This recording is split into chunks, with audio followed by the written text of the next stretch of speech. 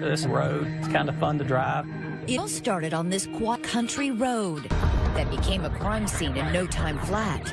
Oh my God. Oh my God. A wild ride in a speeding 8,000-pound truck with a drunk teenager behind the wheel, playing chicken with other people's lives. 4 innocent people dead. There's another child in the ditch. It was carnage. Carnage and destruction. A perfect storm of wrong place, wrong time. I started screaming, "Where's my dad?" Shattered lives, and a fancy defense for a rich kid. Affluenza. Too pampered for prison? Affluenza. Affluenza. It's affluenza. This is preposterous. When a teen with blood on his hands and money in his pockets didn't serve jail time. I am sickened by this judge. Up to that point, life has just told him, you can get away with it. The question on everybody's mind. Where were his parents? Tonight, they are here with their son for the first time on camera, answering from the hot seat in exclusive deposition tapes. Tell us your name, please, sir. Ethan Couch. Tanya Couch. Frederick Anthony Couch.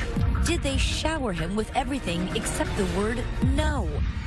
A case of affluenza.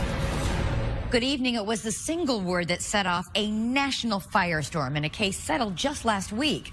Affluenza, the so-called illness that a defense expert said should keep a rich teenager out of jail. Outrage not just at the teenager, but at his mother and father as well. One magazine cover actually branding them the worst parents ever. Tonight, decide for yourselves here when you hear from them under oath for the first time anywhere. Here's Matt Gutman.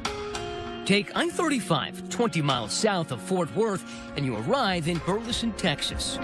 A land of big houses and big trucks. What kind of people live here? Probably just a good, average, middle-class, hard-working folks. Get up every morning, go to work. It was the night before Father's Day, and Eric Boyles was spending it with his wife Holly and daughter Shelby. Shelby and Holly called out and said, "Eric, come here." When I walked through the door, they were standing at the window to the front. Out in front of the house, a young woman driving a white SUV had spun out and was now standing by her disabled car. So the girls headed out the front door. The driver of the SUV called for help while Shelby and Holly waited with her. That same night, down the road from the Boyles house, Lucas McConnell's family was hosting a party organized by their youth pastor, Brian Jennings. He was one of the closest people that I had who wasn't family. I was around him all the time. Around 11 p.m., with the party winding down, Brian needed to return some tables and chairs to his church.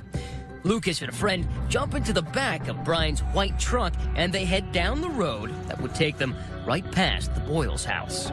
I remember we saw a car on the right-hand side of the road, and he decides to pull over. It was that disabled car, along with Holly and Shelby Boyles, standing on the road with the driver. We're trying to get out of the car, and he tells us, he's like, "No, y'all sit tight. I'll be back in just a minute." With Brian Jennings on the scene, there are now 4 people by the side of the road.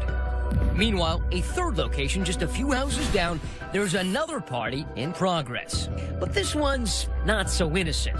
16-year-old Ethan Couch is there with 7 friends. They're drinking, they're having a good time, and then the young woman needs to go to the convenience store. So they decide, well, we'll go get them. All of them? All of them decide to go. 8 teenagers load into Ethan's souped-up fire engine red pickup. 6 in the cab, 2 in the flatbed, and head on out the road. Ethan guns it, hitting nearly 70 miles an hour in seconds. His truck barreling toward the scene at the Boyles family mailbox. Chance is bringing together a crowd of people whose lives are about to violently collide. Eric Boyles is inside when his world changes forever. I felt, you know, we don't live in California, but you'd almost think you just had an earthquake. I mean, the house shook.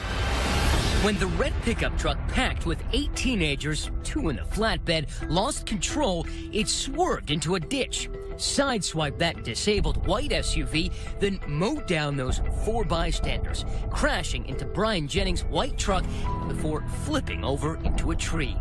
These photos show what remains of the Ford F-350 that Ethan turned into a weapon of mass destruction, and Brian Jennings' accordion white Chevy tossed across the road. The bodies had been scattered hundreds of feet, At the moment of impact, Lucas McConnell was seated in the back of Brian Jennings' parked white truck. Do you remember the sound of metal crunching, of glass breaking? Glass breaking, tires screeching. The car that we were in got hit, and we got shot across the road. We nailed a tree. The back window was completely shattered. A lot of that glass was in the back of our heads. Just seconds later, Lucas's father, Kevin, part of a caravan, coming back from that party, pulls up on the scene. I see taillights up ahead. As I got a little closer, I see debris in the road, and I'm thinking, that's not a party, that's a wreck. The debris in the road that I saw was the chairs that we had been taken back to the church, and my heart just sank. I was like, oh my God. Eric Boyles is in his house when he feels the explosion, rushes out the front door to where he left his wife and daughter. He starts dialing the phone. I was on the phone with 911. Tarrant County 911, what is your emergency? There's a multi-car accident out front of my house. While Eric's on with 911, half a dozen other frantic calls come in. There's 4 or 5 kids. There's kids laying in ditches and streets. Are you with the accident right now? Oh, Lord. Oh, yes. There's another child in the ditch. Oh, my God. Oh, my God. We've got one laying on the road unconscious. They say he's breathing. There were already people out there in front of the house. There was just debris everywhere. A table and chairs and car parts and everything else. I walked in the road, and the first thing I did was I found there was a male laying in the road, wasn't moving at all. Between the 4 people dead in the street and the 10 injured in the vehicles, the casualty count is staggering. It was chaos. There were people lying around, injured, hurt, dead, people yelling, screaming, help me. Eric Boyles was yelling for his wife Holly and daughter Shelby. I'm calling out Holly and Shelby as I walk, and I kind of got halfway between the road and my fence. And that's when I found Holly. And when I found her, I mean, there was no doubt that she was gone. And then it was a matter of, okay, so where's Shelby? As Eric stumbles along, searching for his daughter, about 20 feet down the road, he sees a young woman, her body thrown up against the fence. Everything told me this should be Shelby. It didn't look like Shelby. And I'm sitting there trying to process the amount of trauma the bodies went through and what would the impact be and what would that do to you? At the same time, on that same dark road, Kevin McConnell is also searching for his friend, youth pastor Brian Jennings. On the other side of the road, I see Brian laying in the ditch. I ran over there. So you're on the ground to tend to Brian, and suddenly hear what you think is the voice of your son from the truck. I just heard his voice, and it was just at that moment that I realized that Lucas had been in that truck with Brian. And right as we got out, we realized that it wasn't just us. There was people everywhere, and then we saw Brian. I tried to feel for a pulse. I didn't feel a pulse. And I pull out my phone. I'm calling 911. Sir, how many people are injured, do you know? 1, 2, 3. Multiple. I don't even know how many. My dad said, just hold this fence right here and just pray. You can hear Lucas's terrified voice in the background on that call. It's Brian. I need you to sit here and I need you to pray, okay? Oh, my God. Come here. I need you to sit here and I need you guys to pray, okay? Do you remember what you were praying for? Brian's safety. About that time is when the other cars from the party started getting there. Brian's wife, Shauna, arrives on this hellish scene. It was a normal drive, and then all of a sudden I saw teenagers walking down the side of the road, and my first thought was, why do people let their teenagers walk down the side of the road? It's like almost midnight. Shauna pulls over and realizes there's been a crash, and her husband was involved. I really thought, okay, he got hit, but he's going to be okay. And I'm thinking, God wouldn't do that to me. But her faith is tested by what she finds farther down the road. I saw him, and I knew that it wasn't good because I could see that Kevin was doing CPR. And by now, Shauna's 3 children are also on the scene. I was just crying out to God. I was like, please save my dad. I need him. You can't take him yet. I'm not ready. The first EMT or firefighters that got there, they were just so overwhelmed. They would just walk down the road and, is he conscious? Are they conscious? Are they conscious? The scene was as bad, if not worse than anything I've seen. And that's 35 years of law enforcement, because it was a huge crime scene, spread over hundreds and hundreds of yards. Tonight we're hearing the chaos in the moments after a truck full of teens slammed into 3 cars, killing 3 Good Samaritans and a woman with a flat tire. The chain reaction crash happened late Saturday night. It's almost like watching a movie. It's like it's not happening to you, and it's just surreal, and it's not real life, but it was. When we come back, the 16-year-old who was behind the wheel of the red truck has left the scene. Does he really think he could just walk away? He was like, yeah, just remember my name. I'll get you out of all this. He kept saying that. Stay with us.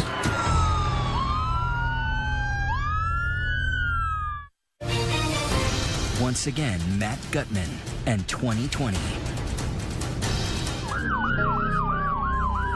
The carnage out on Burleson-Redder Road looked like a plane crash.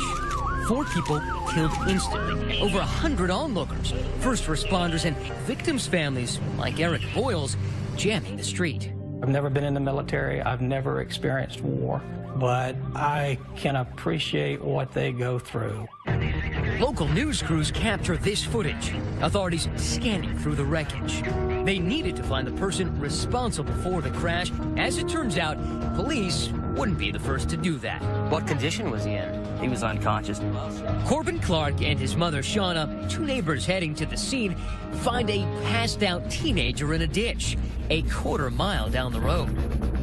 And I kept saying, hey, what's your name? What's your name? He'd say, what's your name? And he said, hey, man, I'm Ethan. I can get you out of all this. And I was like, I guess he thought I was involved.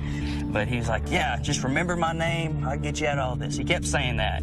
His name, Ethan Couch, is now one everybody in Burleson remembers. Somehow, he not only survived the crash, but managed to free himself from the mangled truck, and rather than help anyone, he walked away. The police came, and they said, we need to get you into an ambulance. Was he struggling with the officers? He kept trying to shake them off, saying, I don't need all this. Once Ethan Couch was found, the story came together pretty quickly. That shocking story would turn sadness into outrage. Get this, Ethan's a 16-year-old living the life of an adult by himself just 7 doors down from Eric Boyle's. Ethan was supposed to be cleaning up the place so it could be sold. Where were his parents? Well, Fred and Tanya Couch had already moved on up to this sprawling place in Fort Worth. A 7,000-square-foot compound. Take a look at that glittering metal roof. You're looking at the Couch moneymaker. Fred's got a multi-million-dollar sheet metal business, and this estate is complete with guard towers, guest house, and a steel gate surrounding it. But the story of the crash begins to be told by Ethan's blood alcohol content. It comes back 3 times the legal limit for an adult. And that's 3 hours after the crash. Now understand, this is 3 hours of time he had for his body to clear alcohol out of his system. Speculation, what his blood alcohol was at the time of the accident is through the roof. As Ethan awakes in a hospital bed, the sun also rises over Burleson-Redder Road. It is Father's Day. The next day, I found these packages where my Father's Day cards had been filled out. And my Father's Day gifts were there. But they were gone. There was no preparation, no time to say goodbyes or anything else. Out in front of Eric's house, investigators are still sifting through the crash site. Wreckage that spans almost a city block. And 7 doors down, officers pay a visit to Ethan's Burleson house. No one's home, but a trash bin brimming with cans and bottles right outside paints a vivid picture of the last night's activities. So not only was he drunk, but there were traces of THC, Valium, and some other drugs. Right, which, according to our toxicologists, were bad enough on their own, but you combine those with alcohol, just a recipe for disaster. Richard Alpert is an assistant district attorney who came onto the case just a day after the crash. The first thing we started doing is bringing those witnesses in and talking to them. Will you please state your name? Garrett Ballard. Star Teague. Garrett Ballard, Ethan's best friend since grade school, and Star Teague, a former and brief love interest, were two of the teens in Ethan's red truck that night. These are never-before-seen deposition tapes from a civil lawsuit resulting from the crash. Star says Ethan, Garrett, and another boy started drinking around 6 p.m. the night of the crash. All three of them did a shot of vanilla. I don't know what it was. So they start drinking, taking some shots, and then they decide to go pick up some friends. On the way back, they decide, well, we want to get some beer. So there's already alcohol at the house, and Ethan clearly has money, but they decide it'd be more fun to steal the beer. At the Walmart, I went in, grabbed the beer. This is surveillance video from that Walmart. Sure enough, there's Garrett Ballard and 4 other teenage boys. Then we walked out the fire exit. Ethan stayed with the vehicle, and when the other 5 stole the case of beer, they actually ran out the exit door. The teens head back to Ethan's empty house, and the drinking continues. Not just beer, but shots of the 190 proof grain alcohol called Everclear. And then the young woman needs to go to the convenience store. But even the other ones who've been drinking knew Ethan had too much to drink, and they tried to talk him out of it. And he would have none of it. It just made him angry. With that, all 8 teenagers pile into the truck. With Ethan Couch behind the wheel, right away, things start breaking bad. Pulls out of there, and immediately, going so fast that the star is telling him to slow down. So his response is, well, I'll just drive into oncoming traffic. So he starts playing chicken with a car in front of him. I was yelling at him, get over, you know, get over. And when he swerved, the back tires jerked. I just remember seeing something in the road, and then loud bang, and I remember being in the air. The vehicle was going about 68 miles per hour. Had Ethan ever pumped the brakes? No brakes. Never touched the brakes? No evidence of braking was there. You know, your brain, when you're that intoxicated, doesn't work the way it should. And at that point, I thought Ethan was dead. So I freaked out, and I got out of the truck. I climbed out the back, and I guess I had tunnel vision. I just walked out. I just took off. But for Ethan Couch, walking away from the consequences of this accident wouldn't be as easy. Not with this prosecutor determined to hold him accountable. I don't know if Ethan's life is salvageable. And quite frankly, I don't care. But this guy's about to give him the shock of his career. I think Ethan Couch is suffering from... Stay with us. We return to 2020's A Case of Affluenza. More than 1,000 people gathered in Burleson to remember a youth pastor killed on a Tarrant County road last weekend. I'm gonna live to make my daddy proud. The memorial for local youth pastor Brian Jennings drew so many mourners, it had to be streamed online. While crowds were mourning in Texas, Ethan was in a West Coast resort town. Ethan was at a spa-like treatment center in California. Welcome, Newport Academy. Its promotional video shows stunts on the fire pit, equine therapy, and yoga are parts of the program. Rehab that cost Ethan's dad nearly $100,000. We're talking about him living in luxury even while he's being treated. Ethan's parents, meanwhile, were trying to figure out how to keep their kid out of prison. They quickly assembled the best criminal defense team money could buy, and what a memorable defense it turned out to be. When did you first see Ethan Couch? It was about 2 hours after he got home from the hospital. This is Dr. Dick Miller in another deposition video. Now, he's a prominent psychologist hired as part of that powerhouse legal team. Well, I think Ethan Couch is suffering from adjustment reaction to adolescence, I would say. What Dr. Miller was learning in his meetings with Ethan would come to shape this story. That throughout his young life, Ethan's parents showered him with everything except responsible parenting. Ethan learned you should be able to do what you want to do when you want to do it. I think that was the message generally. Before too long, we realized that we weren't dealing with a typical juvenile. or typical parents. The Couches definitely had plenty of coin, and for Ethan, that meant every day was Christmas. Nintendos and jet skis as a kid. Later, a tricked-out truck, even his own credit card. Instead of the golden rule, he was taught that we have the gold, we make the rules at the Couch household. I said that. Those rules included traffic laws. For Ethan, there weren't very many. His parents happily handing over the keys of their trucks to their 13-year-old. Something that, at the time, caught the attention of one of Ethan's teachers. And what did she say? Mrs. Anderson said he's not allowed to drive to school. And what was Fred's response? Something to the effect that I'll buy the school or something along that line. And impulsive. And when he didn't buy the school, he pulled Ethan out of the school. Yes, he did.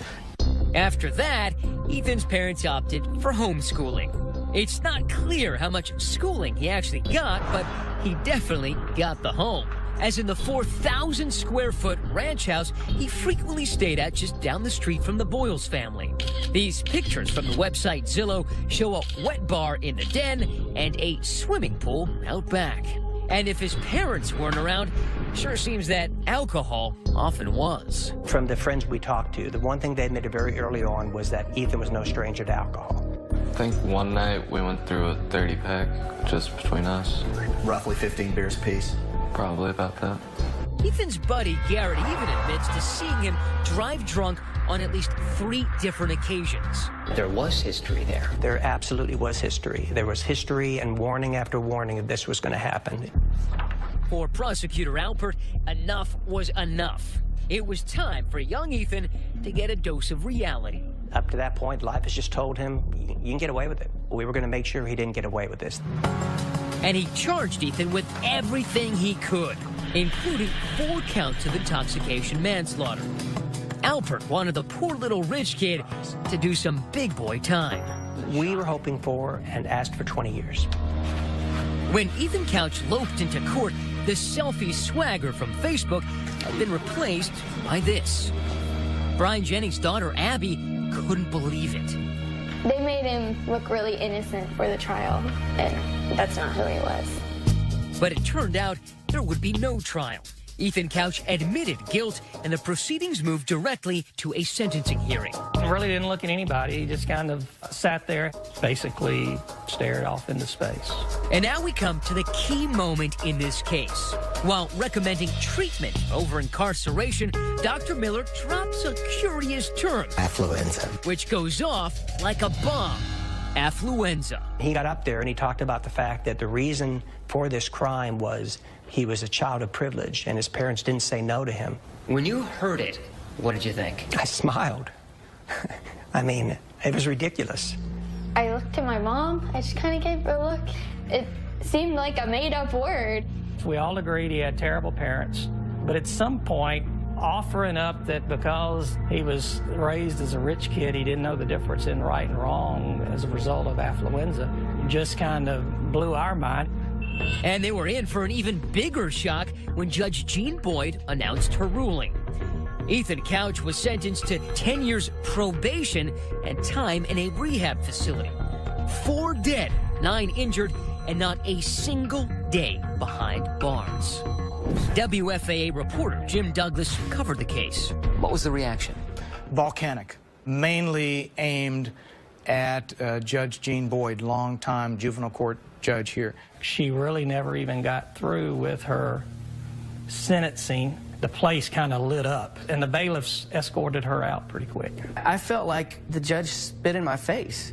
The media crushed to get a shot of the boy who cried affluenza. To me, it's not right. He'll be feeling the hand of God.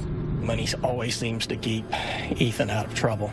Ethan's lawyer had a different take. We applaud Judge Boyd for having the courage to issue the sentence that's going to give Ethan Couch a chance. Now, even in a law and order state like Texas, it's not uncommon for juveniles to get rehab instead of hard time. Still, the Affluenza defense and judge's sentence lit the national media on fire. Well, a verdict in Texas sparking new outrage. Shockingly light sentence in a deadly drunk driving case. Affluenza. Too rich for jail. Judge Gene Boyd said the teen wouldn't get the therapy he needed in jail. I am sickened by this judge. People wanted this judge's head. They just felt like there had never been consequences in this kid's life, and here's one more example, no consequences. Judge Boyd wasn't the only one in the public's crosshairs. So was Dr. Miller, who took to CNN to defend himself. This kid has about an 80% chance of becoming a full functioning citizen. If he goes to the jail, he has about a 10% chance. I mean, he killed 4 people. I really don't think that. I wish I hadn't used that term. Everyone seems to have hooked onto it. What he didn't anticipate was that the BS of what his opinion was going to be hit the winds, and he was going to get the reaction he got, which he deserved to get. So many people were now asking, did Ethan Couch's affluence actually buy him a slap on the wrist? Maybe and maybe not, because for one family, the case was far from over. Not so fast. This is not the end of this. They were about to force the Couches into the hot seat to answer tough questions under oath. When's the last time you recall disciplining Ethan for anything? You're going to want to hear this. Stay with us. Once again, Matt Gutman and 2020. If Ethan Couch's affliction was excessive wealth, the victims' families were eager to provide a remedy. 5 of the families involved in the fatal crash brought civil lawsuits against the Couches and their family sheet metal business. While Ethan was spending 8 months in a state-run rehab getting well, the Couches settled those suits without admitting any wrongdoing. Never once has Ethan apologized in any shape or form. But one family announces they're holding out. I've yet to see anything good come out of it. The McConnells, remember, they lived down the road from Ethan's old booze binge pad in Burleson. 15-year-old Lucas was injured in the crash. Now they are determined to have their day in court. I thought, not so fast. This is not the end of this. So when your parents told you that they decided to go through with an actual court case, what did you tell them? I was ready for that. A lot of people were ready to hear something they'd never heard before. The boy and his parents at the center of this story speak. Tell us your name, please, sir. Ethan Couch. Tell us your name, please. Tanya Couch. Please state your name. Frederick Anthony Couch. It fell to lawyers Greg Kuntz and Todd Clement to extract the peculiar family history that shaped young Ethan's life. His parents seem like, regular old Texas parents in some ways. There's nothing regular about the Couches. Fred Couch, a rags-to-riches millionaire, has his own history with the law. And get a load of what he allegedly said during a 1992 stop for, you got it, a DUI. Did you tell the arresting officer I make more in a day than you make in a year? Probably. Fred and Tanya had an on-again, off-again marriage, the second for them both. The kind of fractured family life which might require extra care for an only child entering adolescence. Instead, these lawyers say the Couches let Ethan fast forward into adulthood. People don't allow their kids to drive at 13. You understood if he was, at any time he was under 16, he was never to be driving by himself. Yes. Nevertheless, you allowed that behavior to happen, correct? Yes. I just kept asking because I wanted to, and eventually they started letting me drive just to like the corner store by myself. And then that progressed to school? Yes. Fred Couch admitted allowing Ethan to drive, but both parents say they didn't know about his regular drinking. Have you ever seen Ethan drink as we sit here today? I don't remember ever seeing him drink. Maybe not, but she definitely saw him drunk. Just 4 months before the fatal crash, 15-year-old Ethan was stopped by police at 1 a.m. relieving himself in a parking lot. Fort Worth officer comes upon him. He's taking a pee outside of a truck. There's a half-naked 14-year-old girl passed out drunk in the car. And this 15-year-old kid is just mouthing off to this officer, using profanity. His mother shows up, starts talking to him, so she clearly knew he was out there. Did you ask him where he got the alcohol and the vodka that was in the truck? No, I should have, but I did not. Why didn't you ask him where he got it to try to stop it from happening again? I don't know. These attorneys say Ethan Couch wasn't even old enough to drive, was violating as many as 5 laws that night. 5 violations of the law, and nothing's done by Tanya. Well, not quite nothing. Tanya does admit to concocting a story with Ethan to keep her husband in the dark about the more criminal details. I wasn't sure how he would react, so I didn't tell him the whole truth. Tanya told me that Ethan was peeing at the Dollar General. What action did you take? Ethan walked back and forth to work for a month. Oh, really? Do you remember any occasion where your dad punished you by making you walk to work? No. I don't remember ever having to walk to work. Ethan was required to complete an alcohol awareness course and 8 hours of community service within 90 days. Guess what? Didn't happen. We didn't do the community service.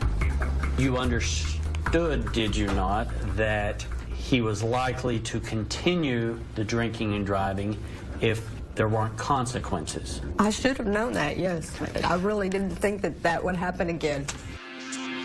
But her own daughter, Christy, Ethan's half-sister, warned her that, yes, it could. I just told her that I was nervous that he might be drinking, being at that house by himself, under no supervision. How long prior to the crash was that told to her by you? A week. And that same week, Ethan's friend, Star Teague, says Tanya witnessed Ethan in the house with an open beer. Do you know for a fact whether Tanya saw y'all with beer sitting there? She saw us.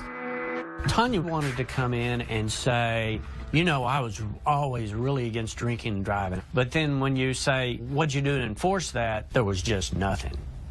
Zero. Do you recall ever disciplining Ethan for anything? Sometimes I would take little things away from him, or we would just discuss the problems. When's the last time you recall disciplining Ethan for anything? I don't remember. It's hard to discipline a kid when he isn't always under the same roof. Remember, the Couches were letting Ethan play grown-up by himself in the Burleson house. In your mind, it was okay to let a 16-year-old kid stay at the Burleson Retta house by himself without anyone present, correct? That 16-year-old kid, however foolish that it may have been, he seemed pretty responsible. Was there always alcohol then when you were at the Burleson location? Not always, no. Most of the time? Most of the time, yes. If there's alcohol, most of the time there's drugs as well? Yes. You betcha. Ethan rattles off a list of drugs shocking for anyone, much less a 16-year-old. I'm taking Valium, hydrocodone, marijuana, cocaine, Xanax, Vyvanse. I think I tried ecstasy once. Pretty sure that was it.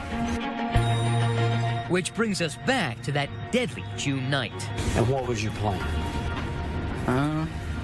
Just have a couple people over and drink.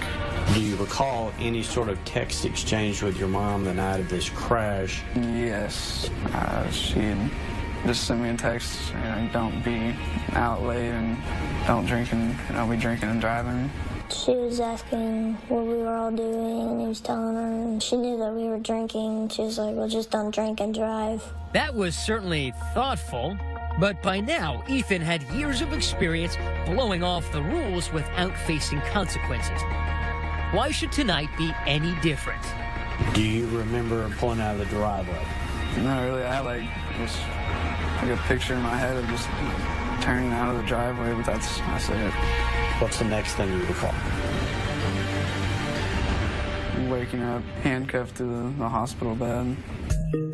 And after all this, Ethan's father actually distances himself from the affluenza defense he paid for. I don't even know that I believe affluenza is real. 16-year-old Ethan. And despite all the terrible media coverage, turned his blame over coddling by his wealthy parents. His parents maybe need to do a little talking as well. Even being branded the worst parents ever, Fred defends his family. I don't think we're profoundly dysfunctional. Did you teach Ethan that wealth bought privilege? I don't believe I ever intentionally tried to teach him that. Did you teach Ethan that indeed because your family was wealthy that the rules didn't apply to you? Never. The McConnells are eager for a civil jury to hear every word of this testimony. I feel like it needs to be done. Why? Because I haven't seen any punishment. But the Couches are as determined to avoid another courtroom as they are to avoid our cameras. Mr. Couch, stay with us.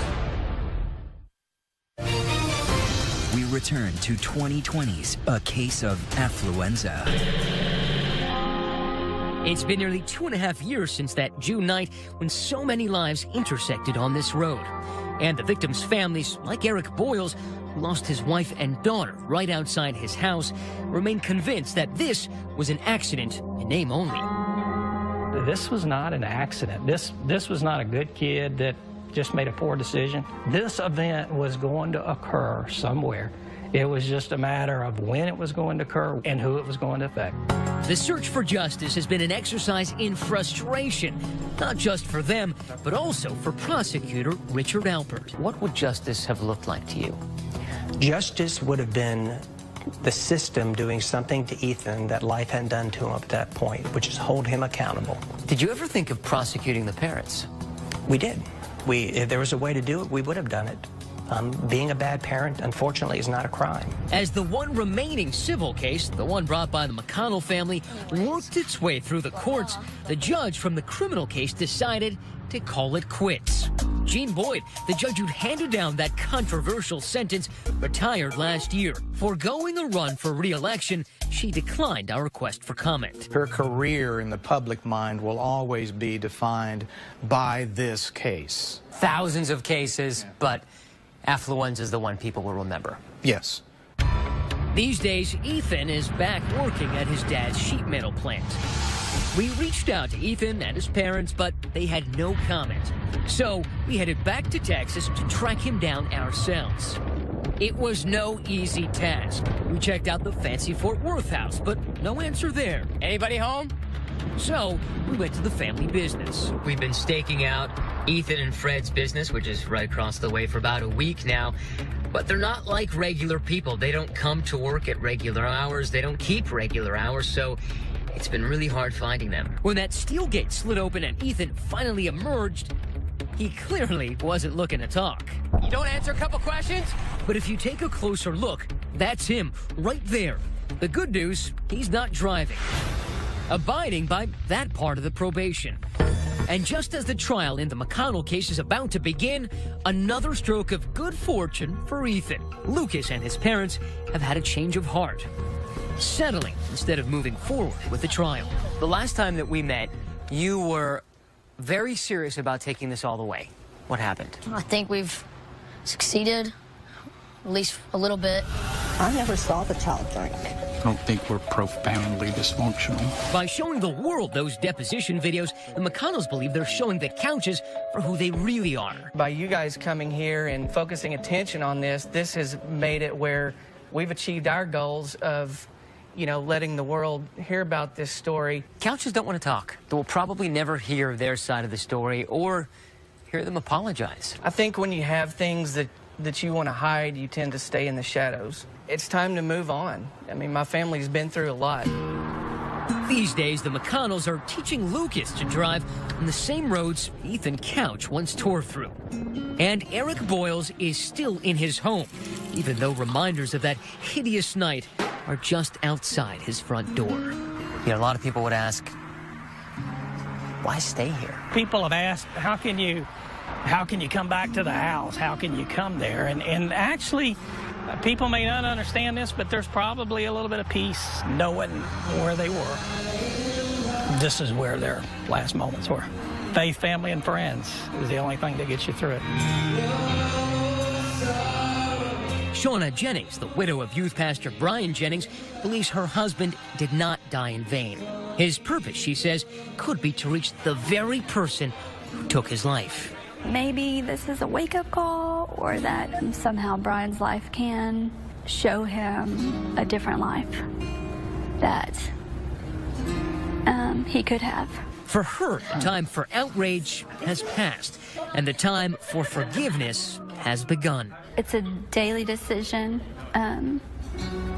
to forgive. Because it's so easy to hate, isn't it? It is, but that doesn't do anything except punish you. I can't live my life bitter or angry. That's our program, but keep the conversation going. Who do you think is more responsible, Ethan or his parents? Let us know on Facebook and Twitter. I'm Elizabeth Vargas. And I'm David Mueller. Thanks so much for watching, and from all of us here at 2020 and ABC News, have a great evening.